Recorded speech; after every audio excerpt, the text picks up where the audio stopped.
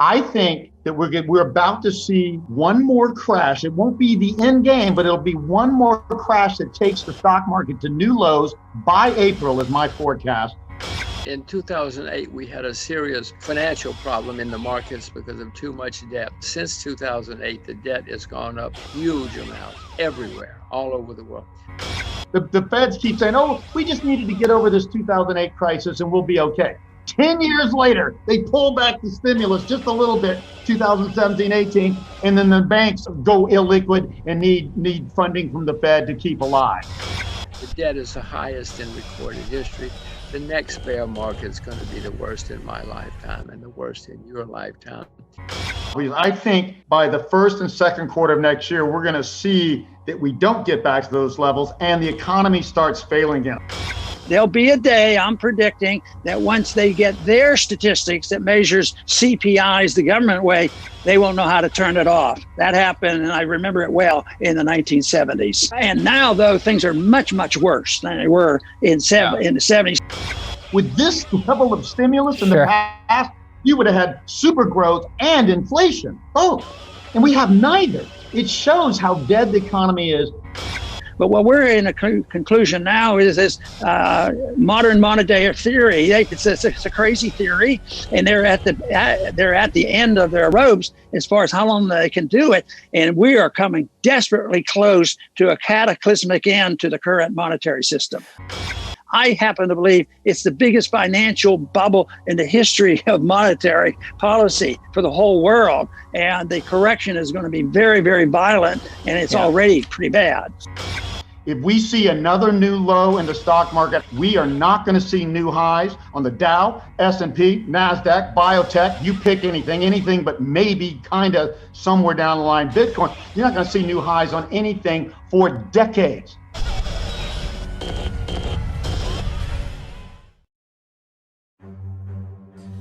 A AMC, a maior cadeia global de cinemas e que foi radicalmente afetada pela pandemia, tem seus papéis hoje muito mais valorizados do que um ano atrás, quando os cinemas estavam cheios. No fim de 2020, a Carnival Cruise, líder em cruzeiros, conseguiu captar 4,5 bilhões em uma emissão secundária de ações, mesmo tendo atualmente suas receitas próximas a zero. A fabricante de caminhões elétricos Nikola, rival da Tesla, nunca vendeu um carro, mas já vale mais do que montadoras tradicionais como a Ford e a Fiat. E por falar na Tesla, talvez nenhuma empresa represente tão bem o momento atual quanto ela. Apenas em 2020, as ações da Tesla se valorizaram 700% e hoje a empresa vale mais do que todas as montadoras tradicionais juntas, mesmo que a sua receita anual não represente nem 10% do total dessas montadoras. Tudo somado, o valor das ações de empresas negociadas globalmente nas bolsas hoje supera os 100 trilhões de dólares, um recorde histórico. Mas antes de dar prosseguimento, peço a você que deixe o seu like e se inscreva no canal caso você ainda não seja inscrito. Isso ajuda o nosso canal a crescer e o nosso conteúdo chegar a cada vez mais pessoas. A situação hoje é tão extrema que ficou inegável até mesmo para a imprensa especializada, que costumeiramente só reconhece a existência de uma bolha depois que ela explode, que hoje de fato estamos dentro de uma enorme bolha financeira. O fato se tornou tão evidente que os alertas já começam a vir de instituições multilaterais como a ONU e o FMI, e a única dúvida no momento é a de quando ela irá estourar. Seja como for, não parece que irá demorar muito. O último sinal evidente de que estamos em um fim de festa foi o caso da tradicional varejista de videogames americana GameStop, que chegou a subir mais de 1.500% somente nas primeiras semanas de 2021, graças a um fórum de internet composto por pequenos investidores que resolveram realizar um short squeeze na ação da empresa e no caminho acabou quebrando uma gestora de 12 bilhões de dólares. A questão fica ainda mais clara quando observamos as métricas de avaliação fundamentalista das bolsas.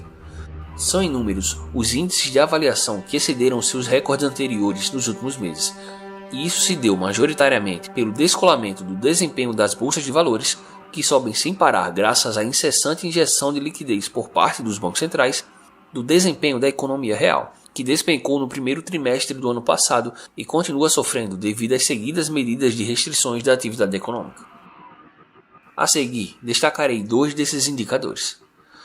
O primeiro deles é o índice Buffett, famoso por ser o indicador favorito do mega investidor Warren Buffett, considerado por muitos como o maior investidor de todos os tempos, é uma razão simples: a capitalização total de mercado das ações americanas dividida pelo valor total do produto interno bruto do país.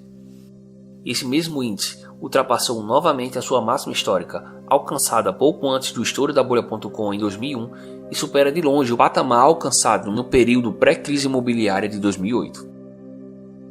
O segundo é o indicador que talvez seja o mais utilizado por todos os investidores fundamentalistas para o cálculo do preço de uma ação, o Cape Ratio, que nada mais é do que o famoso indicador do preço sobre o lucro ajustado de forma cíclica e que foi criado pelo economista Robert Shiller, Prêmio Nobel de Economia em 2013.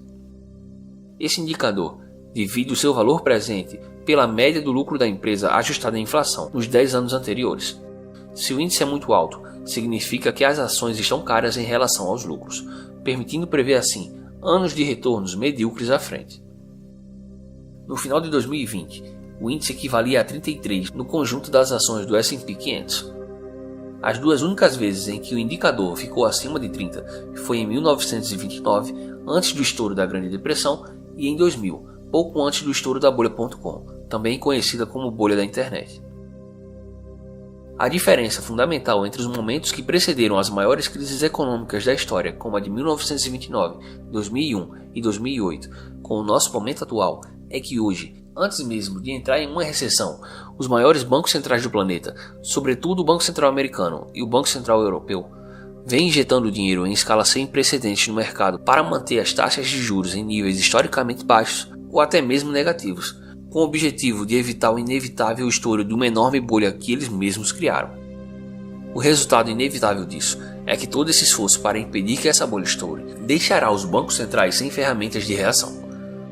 A situação já está tão avançada que é comum nos noticiários ver autoridades monetárias suplicando aos governos que os auxiliem com estímulos fiscais nesse esforço inútil e cada vez mais prejudicial de impedir que o mercado se corrija.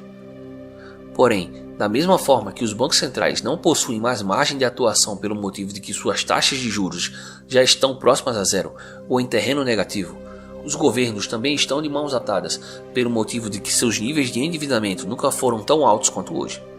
Mas vivemos em um momento tão singular em que a loucura tomou conta não só dos mercados, mas também das pessoas, que nada disso parece comover algumas personalidades influentes, embriagadas por teorias econômicas estapafúrdias, sem pé nem cabeça e cujo resultado final delas todos nós já conhecemos bem. Janet Yellen, ex-presidente do Banco Central Americano e atual secretária do Tesouro da administração Biden, afirmou durante a última reunião do G7 que essa é a hora dos governos aumentarem os seus estímulos. Kristalina Georgieva, atual diretora-geral do FMI, não satisfeita com o fato de que aproximadamente 25% de todos os dólares existentes no mundo foram emitidos apenas em 2020, afirmou recentemente que apenas isso não é o bastante e que os Estados Unidos precisam de um estímulo ainda maior. Não por acaso, o Congresso americano está a poucos passos de aprovar um gigantesco pacote de estímulo de 1,9 trilhão de dólares, proposto pelo atual presidente Joe Biden, que inclui cerca de 1 trilhão de dólares em auxílio direto às famílias e mais 440 bilhões para pequenas empresas e comunidades atingidas pela pandemia, o que inclui também cheques no valor de 1.400 dólares para os americanos, bastante superior aos últimos cheques de apenas 600 dólares, além de 400 dólares de auxílio-desemprego por semana.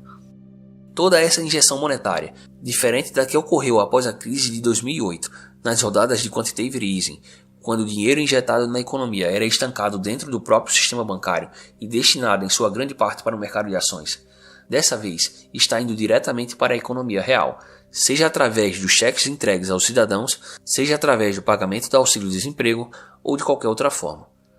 Não por acaso, essa injeção absurda de liquidez está se refletindo em aumentos substanciais nunca antes vistos na história dos agregados monetários, como o M1 e o M2, que refletem a quantidade de dinheiro em circulação na economia. E esse é um fenômeno que está acontecendo não só nos Estados Unidos, mas no mundo inteiro, inclusive no Brasil. Ao mesmo tempo, quarentenas e outras medidas de restrição da atividade econômica continuam sendo adotadas ao redor do mundo, o que inevitavelmente está impactando o crescimento econômico, apesar de as bolsas estarem simplesmente ignorando esse fato, se sustentando em uma aparente luz no fim do túnel. Se essa luz no fim do túnel é de fato uma saída ou se é apenas um trem vindo na direção oposta, só o tempo irá nos dizer.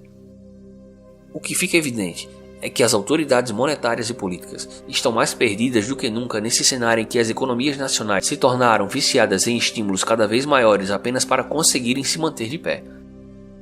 Esse é um caminho sem volta, e a consequência inevitável de todo esse processo é a desvalorização contínua e cada vez mais intensa das moedas fiduciárias de curso forçado, como o dólar e o real, bem como a valorização também cada vez maior de ativos naturalmente escassos como o ouro, a prata e o Bitcoin.